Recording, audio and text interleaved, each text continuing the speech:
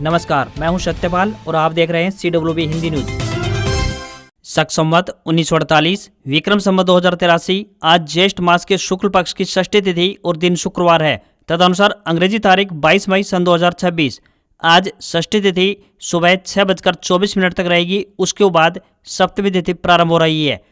आज अंतर्राष्ट्रीय जैव विविधता दिवस है।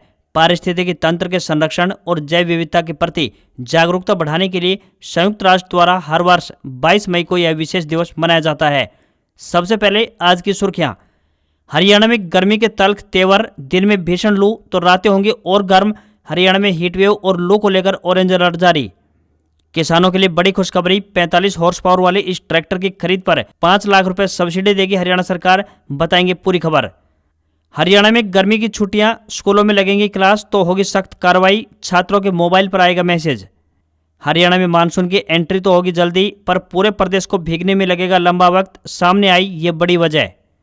हरियाणा में 40% से अधिक दिव्यांगता वाले लोगों को राहत। अब रोडवेज बसों में नहीं लेना पड़ेगा टिकट। बताएंगे पूरी अपडेट।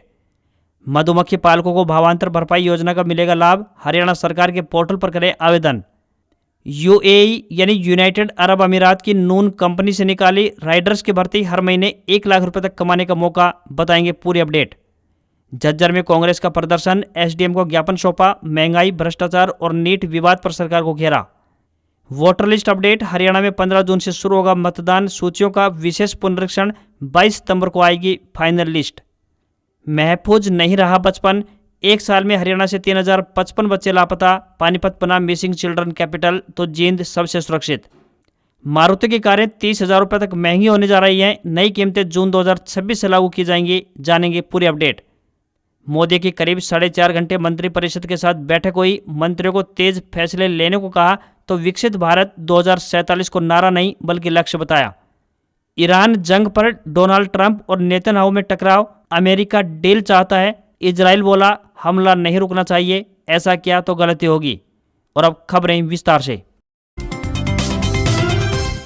हरियाणा में गर्मी लगातार विकराल रूप धारण करती जा रही है। सूर्यदेव के तीखे तेवरों के चलते पूरा प्रदेश भट्टी की तरह तप रहा है। राज्य में सबसे अधिक तापमान सिरसा में 45.8 डिग्री सेल्सियस रिकॉर्ड किया गया, जबकि रोहतक में 45.5 डिग्री सेल्सियस रिकॉर्ड किया गया। वहीं रात का तापमान हिसार में 31.2 डिग्री सेल्सियस दर्ज किया गया। मौसम विभाग ने अपने पूर्वानुमान में बताया कि 22 मई को भी यानी आज पूरे हरियाणा में भीषण लू चलेगी। अब रात के तापमान में बढ़ोतरी होगी। मौसम विभाग ने 27 मई तक पूरे राज्य में ऑरेंज अलर्ट जारी किया है। हालांकि 23 मई से रात के तापमान में कमी आ सकती है। मौसम वैज्ञानिक डॉक्टर मदन ने बताया कि हरियाणा में मौसम 23 मई तक परिवर्तनशील रहने व बीच बीच में हवाएं चलने की संभावना है। इस दौरान आज यानी 22 मई को एक पश्चिमी विक्षोभ पहाड़ों की तरफ बढ़ने व राजस्थान के ऊपर एक साइक्लोनिक सर्कुलेशन बनने की संभावना है। इसके आंशिक प्रभाव से 22 मई की रात को व 23 मई को हरियाणा राज्य में आंशिक बादलवाई रहने व बीच बीच में धूल भरी हवाएं चलने व कहीं कहीं गरज चमक के साथ छिटपुट बूंदाबांदी की संभावना है। इस दौरान दिन के तापमान में हल्की गिरावट की संभावना जताई गई है,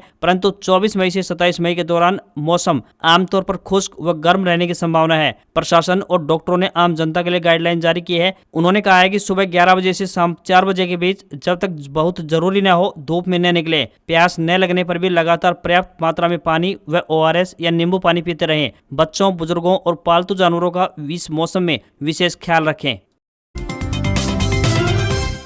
हरियाणा में करीब 24 साल बाद वोटर लिस्ट को पूरी तरह से अपडेट और दुरुस्त करने के लिए बड़ा अभियान शुरू होने जा रहा है। चुनाव आयोग ने 15 जून से 14 जुलाई 2026 तक स्पेशल इंटेंसिव रिवीजन कार्यक्रम चलाने का फैसला लिया है। इस दौरान बूथ लेवल ऑफिसर यानी BLO घर घर जाकर मतदाताओं का भौतिक सत्यापन करेंगे। मुख्य निर्वाचन अधिकारी A श्रीनिवास ने बताया कि राज्य के चुनावी डेटा में तकरीबन 18% गड़बड़ियां सामने आई हैं। इनमें डुप्लीकेट एंट्री, स्पेलिंग मिस्टेक और लॉजिकल एरर शामिल है। यह संख्या तकरीबन 37 लाख वोटर रिकॉर्ड तक पहुंचती है। इसी वजह से बड़ा सत्यापन अभियान शुरू किया जा रहा है। इस बार चुनाव आयोग ने पारदर्शिता बढ़ाने के लिए नया नियम लागू किया है। यदि किसी व्यक्ति का नाम वोटर लिस्ट से हटाया जाता है या नाम नहीं जुड़ता तो उसकी वजह सार्वजनिक की जाएगी। पंचायत भवन, नगर निकाय कार्यालय और सरकारी वेबसाइट पर इसकी जानकारी उपलब्ध रहेगी। अधिकारियों के मुताबिक यदि कोई मतदाता पहली बार घर पर नहीं मिलता है तो BLO कम से कम 3 बार विजिट करेंगे। जरूरत पड़ने पर पड़ोसियों से भी सत्यापन किया जा सकेगा। आयोग का कहना है कि कोई भी पात्र मतदाता सूची से बाहर बार नहीं रहना चाहिए। चुनाव आयोग के अनुसार अंतिम मतदाता सूची 22 सितंबर 2026 को प्रकाशित की जाएगी। मतदाता सूची से जुड़ी शिकायतों और जानकारी के लिए हेल्पलाइन नंबर 1950 यानी 1950 सुबह 7 बजे से लेकर रात 9 बजे तक सक्रिय रहेगा। हरियाणा में अब 40 से 99% तक दिव्यांगता वाले लोगों को हरियाणा रोडवेज की साधारण बसों में टिकट नहीं लेना पड़ेगा। परिवहन विभाग ने इस संबंध में आदेश जारी कर दिया है। इससे पहले साल 2007 में 100% दिव्यांगजनों को एक सहायक सहित मुफ्त यात्रा सुविधा प्रदान की गई थी, जिसे वर्ष 2010 में चंडीगढ़ और दिल्ली तक विस्तारित किया गया था। प्रदेश के दिव्यांगों द्वारा लंबे समय से मांग की जा रही थी कि 100% से कम दिव्यांग वाले व्यक्तियों को भी यह सुविधा मिलनी चाहिए। इस मांग को ध्यान में रखते हुए हरियाणा सरकार ने यह निर्णय लिया है। प्रदेश में छात्राओं, बुजुर्गों और गरीब परिवारों सहित कुल मिलाकर अब 42 श्रेणियों में लोगों को मुफ्त या फिर रियायती दरों पर यात्रा की सुविधा दी जा रही है। राज्य परिवहन अपने 24 डिपो और 13 उप डिपो के माध्यम से लगभग 4108 बसों का संचालन करता है, जो कि प्रतिदिन तकरीबन 11,38,000 किलोमीटर की दूरी तय करते हुए लगभग 6,03,000 यात्रियों को यात्रा सुविधा प्रदान करती है। हरियाणा में गर्मियों के चलते सभी सरकारी और निजी यानी प्राइवेट स्कूलों में 25 मई से 30 जून तक अवकाश घोषित कर दिया गया है। ग्रीष्मकालीन अवकाश में अगर किसी निजी यानी कि प्राइवेट स्कूल ने कक्षाएं लगाई तो उनके खिलाफ कार्रवाई की जाएगी। ग्रीष्म अवकाश के प्रारंभ एवं समाप्ति की तिथियों की सूचना न केवल विद्यालय के सूचना पट पर लगाई जाएगी, बल्कि विद्यार्थियों तथा अभिभावकों को SMS और व्हाट्सएप संदेश के माध्यम से भी दी जाएगी। शिक्षा महानिदेशक की ओर से इस संबंध में सभी जिला शिक्षा अधिकारी, जिला मौलिक शिक्षा अधिकारी, खंड शिक्षा अधिकारी और खंड मौलिक शिक्षा अधिकारी को निर्देशित किया गया है कि सभी विद्यालयों में आदेश की कड़ाई से अनुपालना सुनिश्चित करें। किसी भी प्रकार के उल्लंघन की सूचना तुरंत निदेशालय को दें। चूंकि 24 मई को रविवार पड़ने वाला है, इसलिए शुक्रवार और शनिवार को ही बच्चों को स्कूल जाना होगा। 1 जुलाई से विद्यालय नियमित रूप से खोले जाएंगे। झुलसाती गर्मी में अब नजरें मानसून की फुहारों पर है। हरियाणा थोड़ा सुकून महसूस कर सकता है, क्योंकि इस बार मानसून लगभग 5 दिन पहले पहुंच सकता है, 22 जून के बाद कभी भी। वैसे आमतौर पर 25 जून से 2 जुलाई के बीच पहुंचता रहा है। मौसम विभाग का अनुमान है कि इस साल मानसून 26 मई तक केरल पहुंच जाएगा, जबकि आमतौर पर 1 जून के आसपास पहुंचता है। मौसम विशेषज्ञ के मुताबिक इस बार मानसून की गतिविधियां थोड़ी उतार चढ़ाव रहने वाली होंगी। दरअसल इस बार अल नीनो के असर से मानसून की यात्रा में ज्यादा लंबे विराम लगेंगे, यानी पूरे हरियाणा को कवर करने में मानसून इस बार अधिक समय ले सकता है। अल नीनो की वजह से मानसून की गति धीमी होने की और कमजोर पड़ने की संभावना जताई जा रही है। सामान्य परिस्थितियों में मानसून पूरे हरियाणा को 8 से 10 दिन में कवर कर लेता है, लेकिन इस बार यह प्रक्रिया लंबी हो सकती है। इसका असर आम जनता पर भी पड़ सकता है। खासकर खरीफ फसलों की बुआई पर असर पड़ने के आसार जताए जा रहे हैं। हरियाणा में मानसून सबसे पहले साल 2008 में यानी 13 जून को सबसे पहले आया था, और सबसे देरी की बात करें तो साल 1987 में यानी 27 जुलाई को पहुंचा था। हरियाणा सरकार द्वारा मधुमक्खी पालकों के हित में महत्वपूर्ण फैसला लिया गया है। अब भावांतर भरपाई योजना में शहद को भी शामिल किया गया है। यह योजना सरकार की अनूठी पहल है, जिसके तहत बागवानी उत्पादों को बाजार में उनके उत्पादों के लिए कम कीमत मिलने पर मुआवजा दिया जाता है। इसी कड़ी में सीएम नायब सिंह सैनी ने पंचकुला में आयोजित विश्व मधुमक्खी दिवस कार्यक्रम में 30 किसानों को भावांतर भरपाई योजना के तहत 1.02 करोड़ रुपए की प्रोत्साहन राशि जारी की। मुख्यमंत्री ने किसानों से खेती के साथ साथ मधुमक्खी पालन अपनाने का आह्वान किया है। उन्होंने बताया कि कुरुक्षेत्र के रामनगर में इजराइल तकनीक आधारित एकीकृत मधुमक्खी पालन विकास केंद्र एवं शहद व्यापार केंद्र स्थापित किया गया है। उन्होंने बताया कि प्रदेश सरकार मधुमक्खी पालन को बढ़ावा देने के लिए 85% तक सब्सिडी दे रही है तथा इसे मुख्यमंत्री बागवानी बीमा योजना और भावांतर भरपाई योजना में भी शामिल किया गया है। प्रदेश सरकार द्वारा भावांतर भरपाई योजना के तहत शहद का संरक्षित मूल्य 120 रुपए प्रति किलोग्राम तय किया गया है। योजना का लाभ उठाने के लिए मधु क्रांति पोर्टल और भावांतर भरपाई योजना पोर्टल पर पंजीकरण करवाना जरूरी है। आवेदक हरियाणा का मूल निवासी भी होना चाहिए। हरियाणा में किसानों के लिए बड़ी खुशखबरी सामने आई है।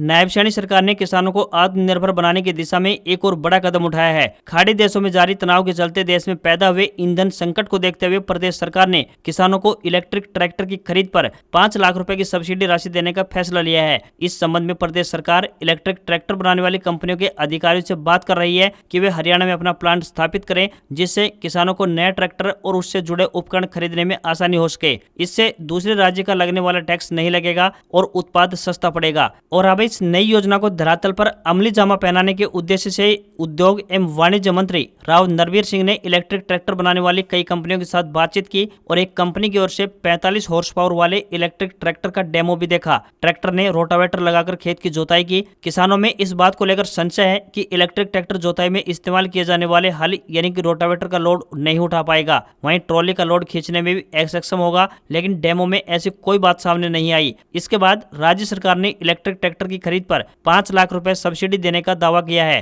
कैबिनेट मंत्री राव नरवीर सिंह ने बताया कि 45 हॉर्स पावर वाले इलेक्ट्रिक ट्रैक्टर की कीमत तकरीबन 15 लाख रुपए है। इसके 2 लाख रुपए कीमत कम कराने में सरकार प्रयास कर रही है। इसके बाद किसानों को यह ट्रैक्टर 13 लाख रुपए में पड़ेगा। इस पर 5 लाख रुपए सरकार सब्सिडी राशि देगी तो किसानों को 8 लाख रुपए देने होंगे। इससे किसानों को महंगे डीजल से छुटकारा मिलेगा। ट्रैक्टर की बैटरी को किसान अपने घर पर ही चार्ज कर सकेंगे।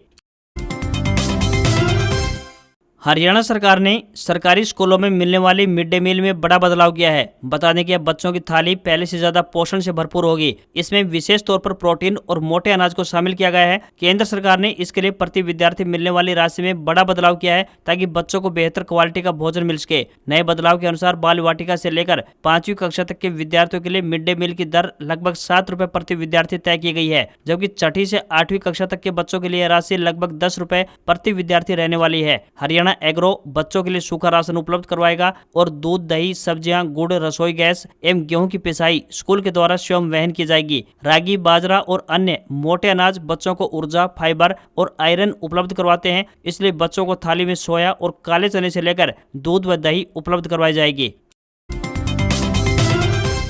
हरियाणा के कई जिलों में बचपन सुरक्षित नहीं दिख रहा है। हर दिन कई घरों का बचपन गायब होता जा रहा है। एनसीआरबी 2024 के आंकड़े बताते हैं कि प्रदेश से 3055 बच्चे लापता हुए हैं, जिनमें सबसे अधिक मामले औद्योगिक और एनसीआर से जुड़े जिलों से आए हैं। पानीपत, गुरुग्राम, सोनीपत और करनाल जैसे जिले अब बच्चों के लिए सबसे असुरक्षित इलाकों में गिने जा रहे हैं। पानीपत में 583 बच्चे लापता हुए तो गुरुग्राम और सोनीपत में भी 300 से अधिक मामले दर्ज हुए। वहीं करनाल में आंकड़ा 286 तक पहुंचा। बच्चों के लिए जींद सबसे सुरक्षित रहा, यहाँ एक भी बच्चा लापता नहीं हुआ। चरखी दादरी, नूंह और झज्जर जैसे जिलों में भी बेहद कम मामले दर्ज हुए हैं। पानीपत का आंकड़ा पूरे प्रदेश में सबसे ज्यादा रहा है। 583 बच्चों का लापता होना डराने वाला आंकड़ा रहा है। पानीपत में बड़ी संख्या में प्रवासी मजदूर परिवार रहते हैं। टेक्सटाइल और औद्योगिक इकाइयों में काम करने वाले परिवारों के बच्चे अक्सर असुरक्षित माहौल में रहते हैं। कई बार माता पिता दोनों काम पर चले जाते हैं और बच्चे लंबे समय तक अकेले रहते हैं। पुलिस रिकॉर्ड बताते हैं कि ऐसे इलाकों में बच्चों को बेला फुसलाकर ले जाने, बाल मजदूरी और मानव तस्करी के नेटवर्क सक्रिय रहने का खतरा सबसे अधिक रहता है।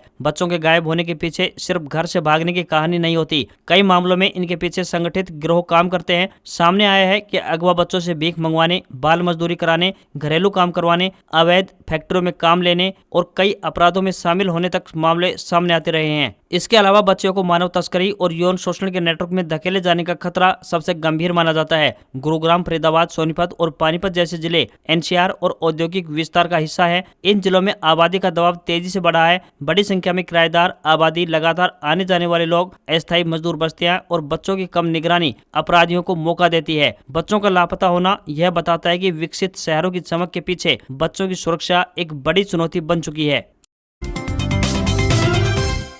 झज्जर में बढ़ती महंगाई, भ्रष्टाचार, नीट परीक्षा विवाद और पेट्रोल डीजल के लगातार बढ़ते दामों को लेकर कांग्रेस ने जोरदार प्रदर्शन किया। कांग्रेस कार्यकर्ताओं ने सरकार के खिलाफ जमकर नारेबाजी की और जिला प्रशासन के माध्यम से सरकार के नाम ज्ञापन सौंपा। प्रदर्शन के दौरान कार्यकर्ताओं ने केंद्र और प्रदेश सरकार पर युवाओं, किसानों और आम जनता की समस्याओं की अनदेखी करने का आरोप भी लगाया। सह प्रभारी जितेंद्र बघेल ने कहा कि देश में लगातार बढ़ती महंगाई से आम आदमी परेशान है। पेट्रोल, डीजल और रसोई गैस के दाम लगातार बढ़ाए जा रहे हैं, जिससे हर वर्ग प्रभावित हो रहा है। उन्होंने मांग किया कि सरकार तुरंत बढ़े हुए दाम वापस ले और महंगाई पर नियंत्रण के लिए कोई ठोस कदम उठाए। उन्होंने कहा कि बेरोजगारी और भ्रष्टाचार चरम पर है, जबकि सरकार जनता के असली मुद्दों से ध्यान हटाने में लगी हुई है। कांग्रेस नेता ने आरोप लगाया कि युवाओं के भविष्य के साथ खिलवाड़ किया जा रहा है। प्रदर्शन के दौरान कांग्रेस नेताओं ने नीट परीक्षा में कथित गड़बड़ियों और पेपर लीक मामले को लेकर भी सरकार पर निशाना साधा। जितेंद्र बघेल ने कहा कि लाखों छात्रों ने मेहनत करके परीक्षा दी, लेकिन पेपर लीक और विवादों ने उनके भविष्य पर सवाल खड़े कर दिए हैं। कांग्रेस नेताओं ने चेतावनी देते हुए कहा कि यदि सरकार ने जल्द समस्याओं का समाधान नहीं किया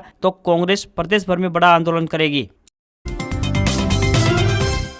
देश की प्रतिष्ठित रक्षा अकादमियों में शामिल होकर सेना में कैरियर बनाने का सपना देख रहे युवाओं के लिए बड़ी खबर है। संघ लोक सेवा आयोग यानी यूपीएससी ने एनडीए और NA2 भर्ती 2026 के लिए आवेदन प्रक्रिया शुरू कर दी है। इच्छुक उम्मीदवार 20 मई 2026 से ऑनलाइन आवेदन कर सकते हैं। आवेदन की अंतिम तिथि 9 जून 2026 तय की गई है। इस भर्ती के जरिए कुल 394 रिक्त पदों पर नियुक्तियां की जाएंगी। नेशनल डिफेंस एकेडमी यानी एनडीए के तहत आर्मी के लिए 208 पद, नेवी के लिए 42 पद और एयरफोर्स के लिए विभिन्न शाखाओं में भर्ती की जाएगी। एयरफोर्स में फ्लाइंग ब्रांच के लिए 92, ग्राउंड ड्यूटी यानी टेक्निकल के लिए 18 और ग्राउंड ड्यूटी नॉन टेक्निकल के लिए 10 पद निर्धारित किए गए हैं। इसके अलावा नेवल एकेडमी की 10+2 कैडेट एंट्री स्कीम के तहत 24 पदों पर भर्ती होने जा रही है। योग्यता की बात करें तो एनडीए पदों के लिए उम्मीदवार का किसी भी मान्यता प्राप्त बोर्ड से 12वीं पास होना जरूरी है। वहीं नेवल एकेडमी में आवेदन करने के लिए फिजिक्स और मैथ विषयों के साथ 12वीं पास होना अनिवार्य है। उम्मीदवार का जन्म 1 जनवरी 2008 से पहले और 1 जनवरी 2011 के बाद नहीं होना चाहिए।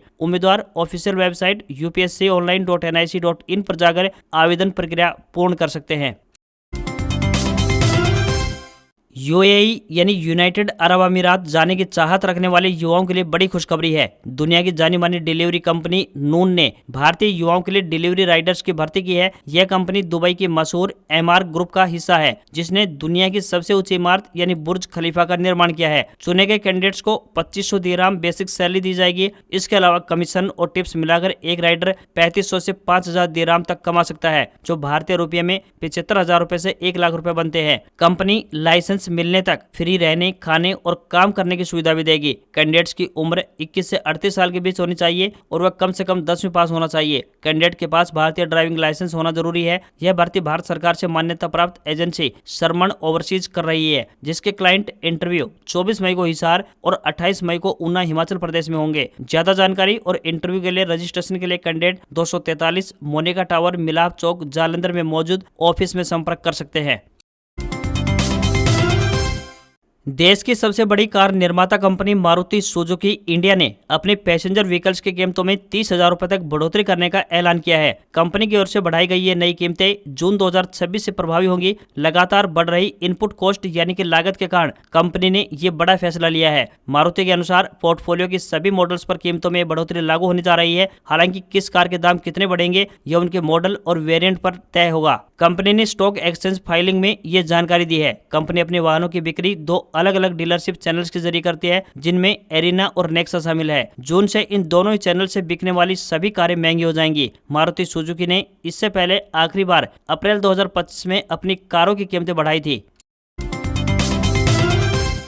देश का प्राइवेट एफएम रेडियो सेक्टर इस समय कई चुनौतियों का सामना कर रहा है। विज्ञापन घट रहे हैं, खर्च बढ़ रहा है और डिजिटल प्लेटफॉर्म्स की वजह से रेडियो की कमाई पर असर पड़ रहा है। ऐसे में रेडियो कंपनियां सरकार से नियमों में कुछ बड़े बदलाव चाहती है। इंडस्ट्री एक्सपर्ट का मानना है कि अगर जल्द राहत नहीं मिली तो आने वाले समय में और एफएम स्टेशन बंद हो सकते हैं। वहीं सही फैसले होने पर सेक्टर में निवेश बढ़ सकता है और नए रोजगार के साथ साथ स्थानीय कंटेंट को भी बढ़ावा मिलेगा। भारत में प्राइवेट एफएम रेडियो चैनलों को स्वतंत्र रूप से न्यूज प्रसारण की इजाजत नहीं है। रेडियो कंपनियों का कहना है कि सिर्फ गानों के भरोसे या फिर अब ग्लोबल म्यूजिक और स्ट्रीमिंग ऐप से मुकाबला करना मुश्किल होता जा रहा है। ऐसे में न्यूज का प्रसारण रेडियो को नई पहचान दे सकता है। कंपनियों का कहना है कि सोशल मीडिया पर बिना किसी कंट्रोल के लाखों लोग न्यूज कंटेंट बना रहे हैं, जबकि एफएम रेडियो पहले से तय नियमों के अनुसार काम करता रहा है। आजकल आने वाले ज्यादातर स्मार्टफोन में एफएम रेडियो फीचर नहीं होता। इंडस्ट्री की मांग है कि सरकार मोबाइल कंपनियों के लिए एफएम रिसीवर एक्टिव रखना अनिवार्य करे। रेडियो कंपनियों का कहना है कि आपदा के समय नेटवर्क फेल होने पर या फिर इमरजेंसी जैसी स्थिति में रेडियो सबसे भरोसेमंद माध्यम साबित हुआ है। साथ ही कंपनियों का यह भी कहना है कि अगर समय रहते जरूरी बदलाव नहीं हुए तो आने वाले समय में रेडियो सेक्टर की मुश्किलें और बढ़ सकती है। ऐसे में सवाल ये भी है कि जिस रेडियो को प्रधानमंत्री नरेंद्र मोदी ने मन की बात जैसे कार्यक्रम के जरिए देश से संवाद का मजबूत माध्यम बनाया, क्या उसी रेडियो इंडस्ट्री की मन की बात अब सरकार तक पहुंच पाएगी?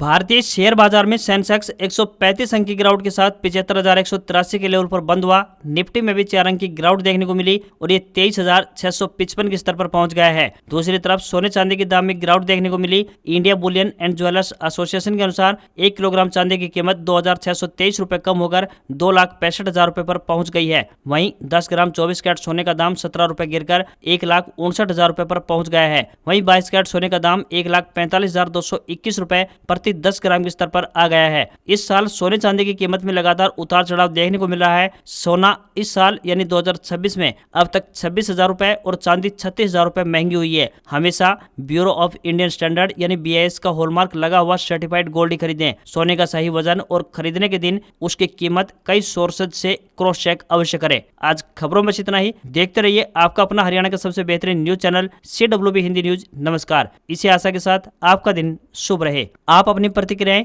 नीचे दिए गए कमेंट बॉक्स के माध्यम से हम तक अवश्य पहुंचाएं। आपकी प्रतिक्रियाओं का हमें बेसब्री से इंतजार रहेगा। नमस्कार।